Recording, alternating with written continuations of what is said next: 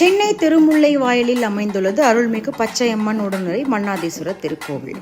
மக்கள் வாழ்வியலோடு கலந்த சிறப்பு மிக்கது பச்சையம்மன் திருக்கோவில்.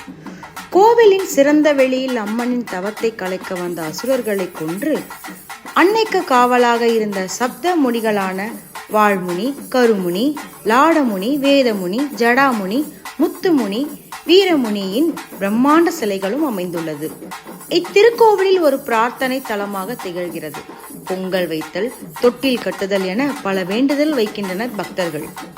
குழந்தை வரம், திருமண தடை, பில்லி சூனியம் என அனைத்து தடைகளையும் களைந்து வாழ்வை சிறப்பிக்கிறார் அன்னை. ஆடி மாத விழாக்கள் இக்கோவிலில் சிறப்பாக கொண்டாடப்படுகிறது.